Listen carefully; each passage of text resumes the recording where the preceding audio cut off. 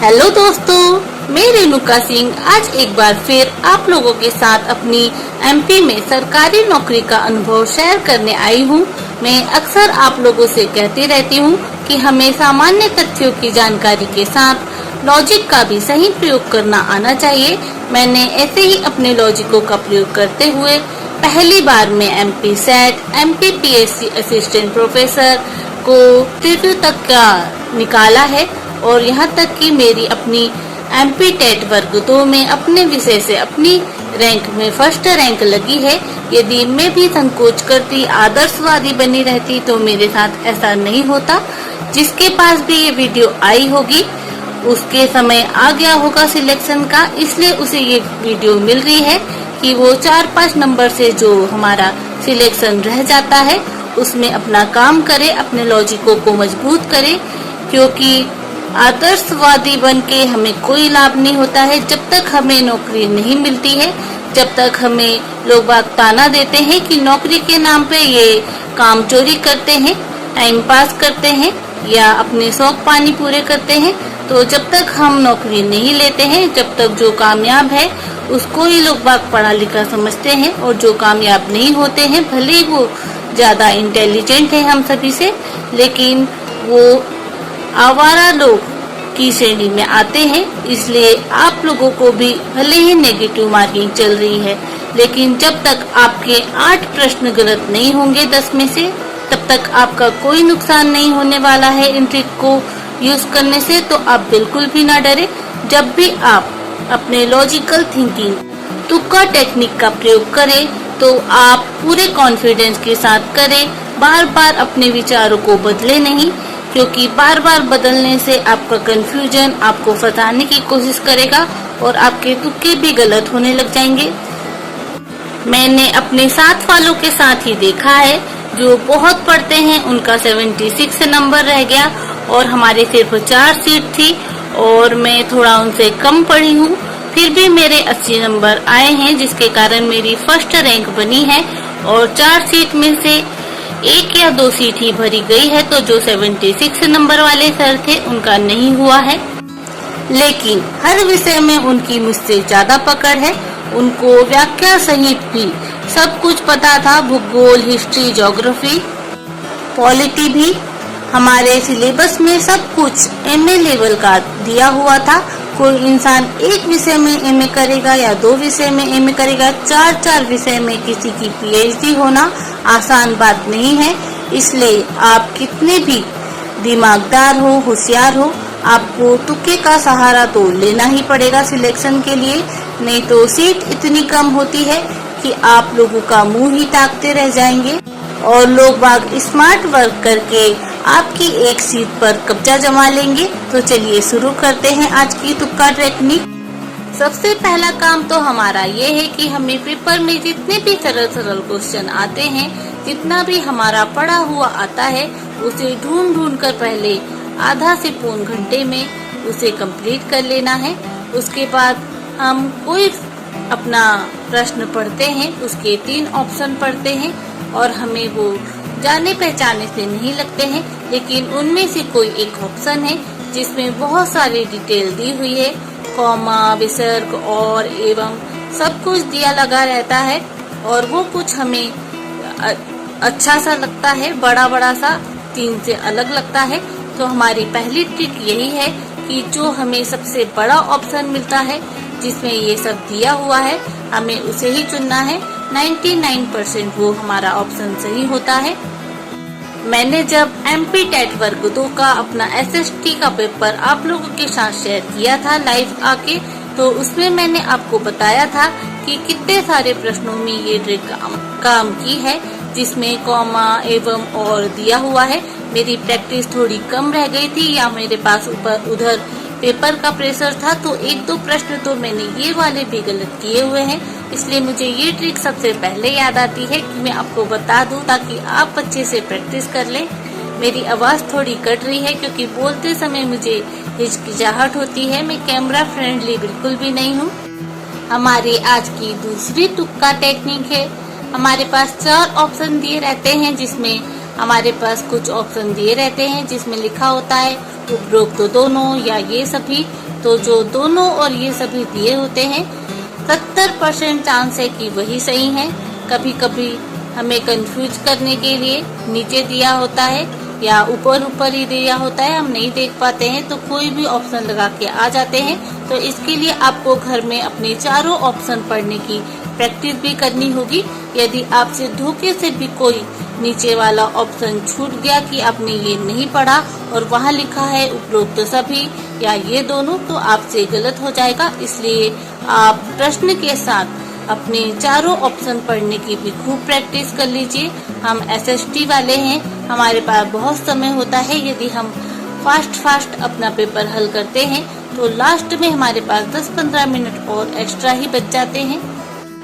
उपरोक्त सभी और ये दोनों वाली टेक्निक मुझे एमपी असिस्टेंट प्रोफेसर के मेंस में काफी काम आई है, जिसमें 4 ऑप्शन दिए हुए थे, मतलब लाइनें दी हुई थी और नीचे उसमें कॉम्बिनेशन बनाया हुआ था ए और बी और सी, या नीचे दिया हुआ था ABCD सभी।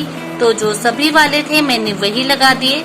उसमें भी मेरे 3-4 प्रश्न सही हुए थे, इसलिए बिना पढ़े भी मैंने उतनी तैयारी नहीं कर पाई थी। मेरे पास सिर्फ 1.25 महीने थे, तो मैं सिर्फ यानी कि पहला पेपर क्वालिफाई था तो मुझे उसे क्वालिफाई करना था, नहीं तो मेरा सब्जेक्ट ही चेक नहीं होता। तो मैंने सिर्फ एमपी का जो अपना करंट अफेयर है और जीके जीएस है पूरा एमपी का ही पढ़ा। तो उसके लिए मुझे सेकंड पेपर की तैयारी करने का बिल्कुल भी समय नहीं था, तो उसमें मैंने तुक्के ही मार के आ गई। फिर भी मुझे यकीन नहीं हुआ कि मुझे इंटरव्यू में कैसे सिलेक्ट कर लिया। हमारे तुक्के की तीसरी टेक्निक है कि जो प्रश्न हमने बिल्कुल भी नहीं पढ़ा होता, जिस प्रश्न को हमें प्रश्न की ही व्याख्या करवाते हैं, बहुत सारी लाइनों में प्रश्न दिया हुआ है, तो ऐसे जो हम प्रश्न पढ़ते पढ़ते ही भूल जाए या बिल्कुल भी नया प्रश्न है, छोटे ऑप्शन दिए हैं लेकिन प्रश्न ही नया है, हमने कभी नहीं पढ़ा, तो उसका ऑप्शन ज्यादातर ए में दिया होता है। ऐसे मैंने बहुत सारे अपने प्रश्नों को हल किया है एमपी टेट में और असिस्टेंट प्रोफेसर में। मैं अपने अनुभव से ही आप लोगों की बात करती हूँ कि आप भी यदि पेपर देने जाएं तो इस टेक्निक का प्रयोग पूरे विश्वास के साथ करें, बिल्कुल भी ना हिचकिचाए। लेकिन इसके लिए आपको अपने विषय की सामान्य जानकारी होनी चाहिए कि कौन से प्रश्न जो है सामान्य से हैं, जो पहले भी आए हुए हैं बस आपको नहीं बन रहे, और जो अभी तैयार हुए हैं एग्जामिनर ने इसी पेपर के लिए बनाए हैं, तो वो कौन से हैं। जैसे कई बार सिद्धांतों की व्याख्या करते हुए नीचे दिया रहता है, तो सिद्धांतों के बारे में ऊपर दिया रहता है कि इसके अंदर क्या है, तो आप ऑप्शन ए लगा लीजिए, ज्यादा मत पढ़िए, क्योंकि सारे मिलते जुलते में आप बहुत कंफ्यूज हो जाएंगे। और एग्जामिनर भी चाहता है कि जब वो नया प्रश्न बनाता है तो ज्यादा नीचे में उत्तर ना दे, क्योंकि जितना वो नीचे छुपाने की कोशिश करेगा उसके या तो 2 ऑप्शन सही हो जाएंगे या तो एक भी सही नहीं होगा, तो वो भी ऊपर ही रख देता है। आशा है आपको मेरी बात समझ आ रही होगी, क्योंकि ये काफी ऊपर की बात है। आप यदि पहली बार पेपर देने जा रहे हैं तो आपको समझ में नहीं आएगी, इसके लिए आपको काफी प्रैक्टिस की आवश्यकता है। तो आप अपने पुराने पेपरों के साथ इन सब टेक्निक की काफी प्रैक्टिस कर लीजिए। मेरी आज की चौथी तुक्का टेक्निक है कि जो एकदम सामान्य से प्रश्न हैं, जिनके उत्तर सभी को आते हैं, बस आपने भी पढ़ा है पर याद नहीं आ रहा है, तो उसका उत्तर कभी ए में नहीं होगा। आप या तो उसमें बी लगाए या तो सी लगाए। मैं हमेशा सी लगाती थी, क्योंकि अब बी बहुत ही कॉमन सा हो गया है, तो एग्जामिनर बी में भी नहीं डालता है, वो चालाक है, वो सी में डालता है। तो चौथी हमारी टेक्निक आपको समझ आ गई होगी कि सामान्य से सवालों के उत्तर हमेशा ऑप्शन सी में होते हैं। दोस्तों, तुक्के लगाने के लिए आपको अपनी पढ़ाई से भी ज्यादा प्रैक्टिस करनी होती है। मेरा ऐसा रहता था कि रोज सुबह तो मैं अपने पढ़ाई का कंप्लीट करती थी, फिर उसका रिवीजन करती थी, और जब भी मेरे पास समय होता था दिन भर में, मैं अपने लॉजिक पे काम करती थी। इसलिए मैंने इतनी प्रैक्टिस की है कि मुझे सही उत्तर अब उछल के दिखाई देने लगे हैं।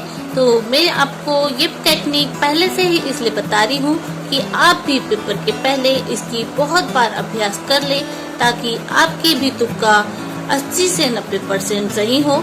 इसका मतलब ये बिल्कुल भी नहीं है कि आप बिना पढ़े ही बिना किसी तैयारी के अपने एग्जाम हॉल में पहुंच जाए कि मैं बस तुक्का लगा दूंगा या लगा दूंगी। जो पढ़ते हैं उन्हीं के तुक्के सही बैठते हैं, क्योंकि उनके अंदर कॉन्फिडेंस होता है, और कॉन्फिडेंस केवल तभी आता है जब आप पढ़े लिखे होते हैं। तुक्के के भरोसे आपको कभी फुल कॉन्फिडेंस नहीं आ पाता। हमेशा आप 4-5 नंबर से पीछे रह सकते हैं। ये भी काम आते हैं, तुक्के भी काम आते हैं। मेरे बहुत काम आए हैं, जैसे कि मेरा 50% पढ़ा हुआ काम आया है, तो 50% मेरी लॉजिकल थिंकिंग भी काम आई है। आज की मेरी 5वीं ट्रिक है कि जो भी ऑप्शन लगातार 3-4 प्रश्नों में सेम आ रहा है, खास करके मैंने MPPSC में देखा है कि कुछ ऑप्शन में लगातार CCC आ रहा था, और उस पेपर के जो भी यानी 4 से 5 प्रश्न बने हुए थे उन सभी का उत्तर लगभग C ही था, कोई दूसरा ऑप्शन नहीं था। तो लगातार जो आपको बनते हैं उसमें एक जैसे ऑप्शन आ रहे हैं, तो आप लगा सकते हैं इस पर अपनी तुक्का टेक्निक की। एक ही ऑप्शन आ रहा है तो जो आपको नहीं आ रहा है उसमें भी आप जो भी ऊपर ऑप्शन आपने भरे हैं उसमें से एक लगा सकते हैं। जैसे CCC, AAA, BBB आप समझ पा रहे होंगे। आप पेपर देने जा रहे हैं तो मेरी भाषा आप थोड़ा अपना दिमाग लगा के भी समझिए, क्योंकि मुझे कैमरे के सामने बोलने की आदत नहीं है। आशा है मेरी 5वीं ट्रिक आपको समझ आ गई होगी कि मैं कहना चाह रही हूँ कि जो भी आपको ऊपर से कॉमन ऑप्शन दिख रहे हैं जो आपको नहीं बनता है उसको भी आप उसी में लगा दीजिए। आपके 99% चांस है कि वो सही होगा। मेरी 6 नंबर की तुक्का टेक्निक है कि अक्सर हमारे एग्जाम में 2 ऑप्शन मिलते जुलते दिए रहते हैं, जिसमें हमें बहुत ही कंफ्यूजन होता है कि ऊपर वाला लगाएं कि नीचे वाला लगाएं। तो आपको सब में नीचे वाला ही लगाना है, क्योंकि ऊपर वाला तो हमें ज्यादातर कंफ्यूज करने के लिए दिया रहता है, और आप किसी में ऊपर वाला लगाएंगे और किसी में नीचे वाला लगाएंगे तो आपके भी गलती करने के चांस ज्यादा हो जाएंगे। इसलिए आप जब 2 ऑप्शन आपके एकदम मिलते जुलते हो जिसमें से आप लगाना चाहें यदि तुक्का, तो नीचे वाले को ही लगाएं, और सभी में आप जहां भी 2 जगह कंफ्यूज हो और तुक्का लगाने वाले हो तो नीचे वाले में लगाएं, क्योंकि ऊपर वाला तो आपको कंफ्यूज करने के लिए दिया हुआ है, वो आपकी गलती के लिए, आपको उकसाने के लिए है। MP टेट का पेपर जब मैं हल कर रही थी तब मैंने आपको कुछ उदाहरण इसके भी दिए थे। मेरी सारी तुक्का टेक्निक ऐसी खाली नहीं है, मैं वही आपके साथ शेयर करती हूँ जो मैंने खुद ही आजमाई है और उसका मुझे पॉजिटिव रिस्पांस मिला है। मैं खुद नहीं चाहती कि मेरी तुक्का टेक्निक के भरोसे आपके ज्यादा नंबर कट जाए या आपका सिलेक्शन रुक जाए। मैं चाहती हूँ ज्यादा से ज्यादा लोग इसका लाभ उठा सके। मेरी 7वीं तुक्का टेक्निक है, किसी प्रश्न को हम पढ़ते से ही उसका ऑप्शन हमें उछल के दिखाई देने लगता है कि यही सही है, तो हमारा जो फर्स्ट थॉट आता है तो हमें उसके साथ ही जाना चाहिए, क्योंकि हम अगर दूसरी बार उसे सोचते हैं तो वो गलत हो जाता है। वो विचार हमारे मन में इसलिए आया होता है क्योंकि आज नहीं तो कल कभी हमने अपने पिछले किसी परीक्षा में उस प्रश्न को देखा है और उसका सही उत्तर हमारे सबकॉन्शियस माइंड में कहीं बैठा है, तो वो हमें खुद ही उछल के बताता है कि इसका उत्तर ये है। अक्सर हम पेपर की हड़बड़ाहट में उसे एलिमिनेट कर लेते हैं, तो जो हमारे मन में पहला विचार आए तो किसी प्रश्न को देखकर हमें उसे ही उत्तर लगाना है। ये हमारी 7वीं तुक्का टेक्निक है। 8वें नंबर की हमारी तुक्का टेक्निक काफी काम की टेक्निक है, क्योंकि इसमें हमारे हैं सही जोड़ी, जो कि हमारे पेपर में हमारा खूब दिमाग खाती है। तो इसमें हमें कॉमन को ढूंढ लेना है, जैसे कि पहले में दिया है ABCD, दूसरे में ऐसे ही कुछ दिया है, तीसरे में भी दिया है। तो आप कॉमन को छाटिए कि पहले में क्या कॉमन आ रहा है, ढूंढिए। अगर पहले में B कॉमन आ रहा है तो B को रख लीजिए, फिर दूसरे में ढूंढिए कि क्या कॉमन आ रहा है। तो ऐसे ही यदि दूसरे में C कॉमन आ रहा है तो B और C का कॉम्बिनेशन जिसमें सही बैठ रहा है आप उसको लगा सकते हैं। ऐसे ही आप अपने चारों ऑप्शन को देख सकते हैं कि सबसे ज्यादा कॉमन क्या आया है। कॉमन ढूंढिए और उसमें आप सही जोड़ी लगा दीजिए। और यदि कोई भी कॉमन नहीं आ रहा है या सारे ही कॉमन आके कट जा रहे हैं तो उसमें आप ऑप्शन ए लगा सकते हैं सही जोड़ी में। मैंने MPPSC असिस्टेंट प्रोफेसर में जितनी भी कॉमन वाली अपनी ए लगाए हैं तो मैंने 3-4 लगाई थी, उसमें एक आधी गलत है लेकिन बाकी सारी सही है। तो ये भी मेरी आजमाई हुई टेक्निक है सही जोड़ी की कि जो आपका कॉमन भी ना मिले, क्योंकि MP सेट में मैंने कॉमन वाले लगाए थे तो उसमें मेरे एक गलत था, बाकी 3 सही, मेरी सही जोड़ी एकदम सही थी। और जब मैंने MP टेट के वर्ग 1 का पेपर दिया था उसमें बहुत सारी सही जोड़ी आई थी, तो उसमें भी मेरी बहुत सारी सही होगी। उसमें मैंने आंसर शीट नहीं देखी थी क्योंकि मैंने पढ़ाई नहीं की थी, तो मेरा मन नहीं था उसकी आंसर शीट देखने का, लेकिन मैं क्वालिफाई थी। उसमें मेरा फर्स्ट बार में ही 93 नंबर थे। मेरी अगली तुक्का टेक्निक जो कि 9वीं तुक्का टेक्निक है वो भी इसी से मिलती जुलती है। जब हमारे पास किसी चीज का फुल फॉर्म वगैरह आ जाता है तो हमें उसमें, या क्रम जमाने को आ जाता है तो उसमें भी हमें यही ढूंढना है कि सबसे ज्यादा कॉमन क्या आ रहा है। तो हमें काट काट के देखना है जो भी हमारा कॉमन आ रहा है, सबसे ज्यादा कॉमन आ रहा है, जो पूरा कट जा रहा है, हमें उसी ऑप्शन के साथ जाना है। यदि आप इस बात को समझ पा रहे हैं तो आपका इस बार सिलेक्शन पक्का है, क्योंकि ये काफी ऊंचे लेवल की बात है। लोग करते हैं पर बताते नहीं हैं। मैं बता दे रही हूँ क्योंकि मैं चाहती हूँ मेरे अनुभव का लाभ ज्यादा से ज्यादा लोगों को मिले। यही भगवान मुझसे चाहते हैं, इसलिए मैं इस काम को कर रही हूँ। हमारे MP टेट के प्री में काफी नए नए से फुल फॉर्म आते हैं। ऐसा जरूरी नहीं है कि हमें सभी ऑप्शन बनते होंगे, सभी फुल फॉर्म बनते होंगे। तो मैं तो उसमें कॉमन को ढूंढ ढूंढ के जो पूरा कट जाता है उसे ही लगा के चली आती हूँ, और 90% वो सही होते हैं। यहाँ तक कि मेरे तो 100% अभी तक ऐसा का एक भी गलत नहीं हुआ है। मैंने अपना वर्ग 2, वर्ग 3, वर्ग 1 तीनों ही टेट एग्जाम दिए हैं, क्योंकि मुझे एक नौकरी तो चाहिए थी। तो मैं प्रैक्टिस करने के लिए अपने MP के तो फॉर्म डाल ही देती थी। इसी प्रकार मैंने अपने MPPSC के भी जो भी लोकल के अपने पेपर हो रहे थे प्री देने में जरूर जाती थी और अपनी तुक्का टेक्निक को आजमा के चली आती थी। उसमें भी मैं कट ऑफ से बस 2-3 प्रश्न ही दूर हो जाती थी। हमारी 10वीं तुक्का टेक्निक है एकदम भिन्न ऑप्शन। अभी तक हमने ये देखा कि दो मिलते जुलते ऑप्शन में हमें किसे भरना चाहिए। अब मैं आपसे कह रही हूँ कि एकदम भिन्न ऑप्शन, जैसे कि मैंने आपसे जब MP टेट वर्ग 2 का भी पेपर हल कर रही थी तो उसमें मैंने आपसे बताया था कि 3 ऑप्शन में कर दिया हुआ था और एक ऑप्शन के लास्ट में राजस्व दिया हुआ था। तो मैंने राजस्व वाले को टिक लगाया और वही मेरा सही उत्तर था। इस प्रकार आप भी अपने पेपर में यदि तुक्का लगाना चाहते हैं तो 3 मिलते जुलते ऑप्शन से जो हम तीसरा ऑप्शन भिन्न पाते हैं हम उसमें अपनी तुक्का लगा सकते हैं। वो हमारे बहुत संभावना है कि 80% चांस है कि वो सही निकले। मेरी 11वीं तुक्का टेक्निक है कि जो हमें एक जैसे ऑप्शन दिए रहते हैं और उनमें से कोई ऑप्शन दिया रहता है जो इंग्लिश में हो, या 3 ऐसे ऑप्शन दिए रहते हैं जो इंग्लिश में हो और एक ऑप्शन हमारा हो जो हिंदी में हो। तो जो वो एक हटके हमारा उत्तर दिया हुआ है जिसे पढ़ने में हमारी जुबान थोड़ी हिचकिचा रही है, थोड़ा क्लिष्ट सा हो, पढ़ने में थोड़ा हमें नया नया सा लगे, तो वो ऑप्शन हमारा सही होता है। आशा है आपको मेरी बात समझ आ रही हो या मैं समझाने में कामयाब हो पा रही हूँ। यदि आपको ये समझ आ रहा है तो आप कमेंट करके मुझे जरूर बताइएगा कि आपको समझ आ रहा है कि नहीं।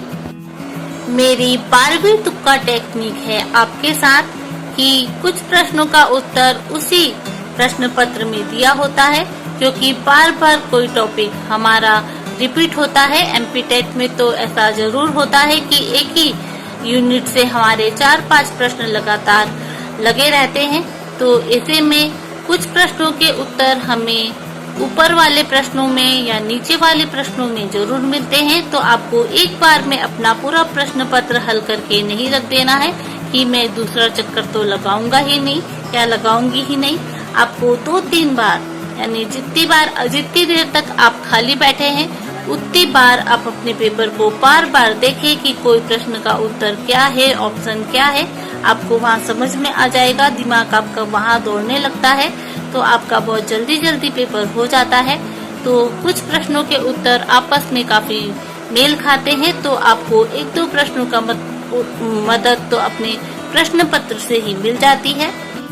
तो आप सभी विकल्पों को ध्यान से पढ़ें, सभी प्रश्नों को ध्यान से पढ़ें। आज की मेरी आखिरी टेक्निक है कथन कारण को लेके।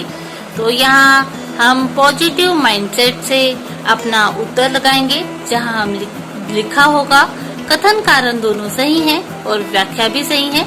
एमपी टेट और हमारी असिस्टेंट प्रोफेसर के मेंस में मेरे ऐसे प्रश्न काफी सही हुए हैं। अब मैं बोलते बोलते काफी थक गई हूँ। आशा है आपको मेरी बातें समझ आ रही होगी। इसी प्रकार के मेरे अनुभव का लाभ लेते रहने के लिए मेरे वीडियो को लाइक, चैनल को सब्सक्राइब जरूर करें। धन्यवाद। इस वीडियो में मेरी कुछ जरूरी ट्रिक्स रह गई है जिन पर मैं पहले भी चर्चा कर चुकी हूँ, तो आप उन वीडियो को देखकर अपनी टेक्निक को पक्का कर सकते हैं।